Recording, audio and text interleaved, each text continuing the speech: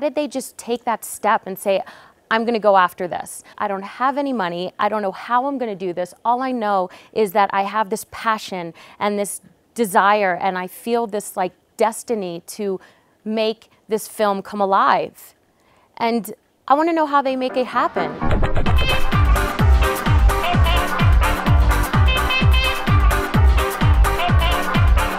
Too many people who want to do something think they need someone to legitimize it. Either someone to give you money or to say go ahead or to say it's okay or yes you can do it here. Well, no, you don't need any of that. If you have an idea, the first thing you need to do is to just express it.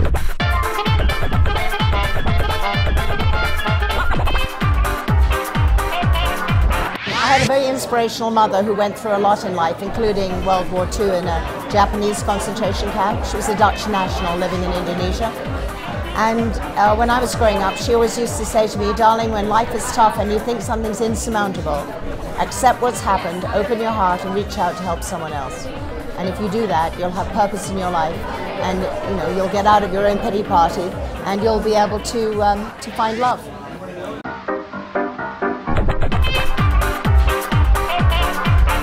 And then the market crashed, the market tanked. I was paying like rent with credit cards and credit cards with credit cards and employees with credit cards, and just over the course of about a year and a half, I amassed about $250,000 in credit card debt. And I wasn't done yet. I still had a place to go to work.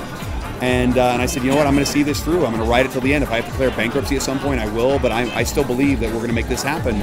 And we had a show get picked up by MTV that we basically did 53 episodes for, and during that time, I paid off about $50,000 worth of that $250,000 worth of debt. And then when they canceled the show, I had another 50 grand in the bank, and I said, well, I could either throw this 50 grand into that bottomless pit of debt, or we could make a movie.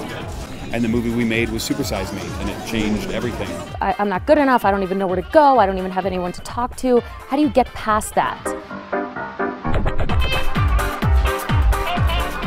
I've always started with an advisory board. Now that advisory board is literally people that I respect that are further on their path or have a skill set I don't have, that are going to be my counsel. And I would highly recommend that, so you don't feel alone and you get that kind of courage. And sometimes it's just taking people to lunch. And I love mentorship, and there's so much more that women and men have to share, and you don't have to feel so alone. And once you get that support, it's gonna just grow.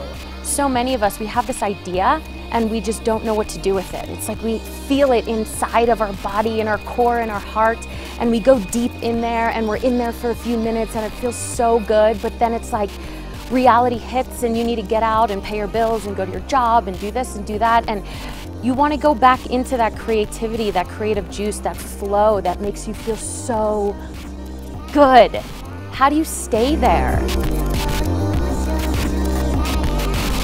Forgot the part where all people with good judgment tell you, that's never been done before. Why do you want to take those risks? And even good people, like your parents, all smart people with good judgment, chronically tell young people, don't try something that's never been done. It's a high risk, you might fail. I tell them all exactly the opposite. Life is too short to waste your time on anything that's not really important. Because in the end, we're all going to the same place anyway.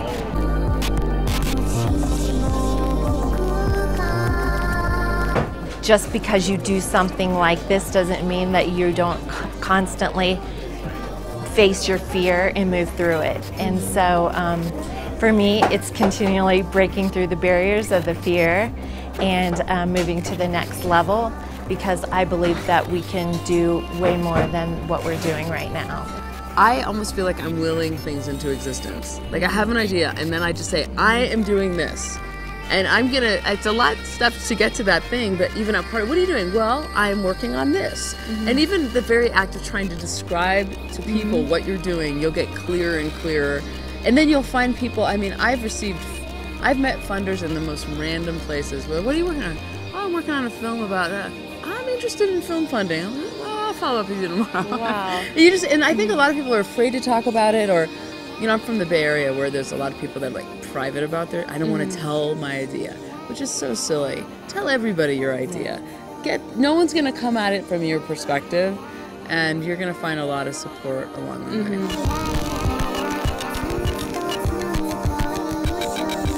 So what's one thing that you can, just really tell in people that are just trying to break out and have their idea and go after it? What, get over that hump of fear, and what do you say to them? Marry well. Doctor, lawyer. Yeah.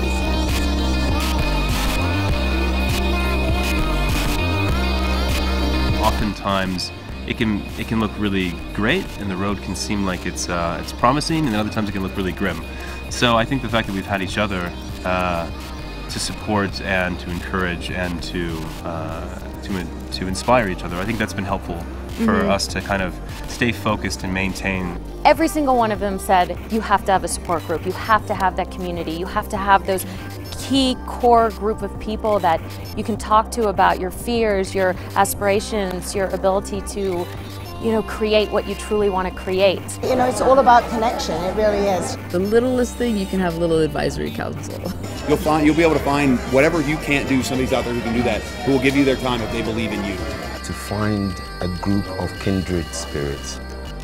And if there's one specific product or invention that you've created that, hits your heart and soul, which one would that be? It hasn't happened yet. Every year we get a little bit better and a little bit smarter. We work on a little bit bigger problem. I think old, which I never want to be, is when you sit around thinking about what's the best thing you ever did. Young is when you look forward at what's the best thing you're ever going to do.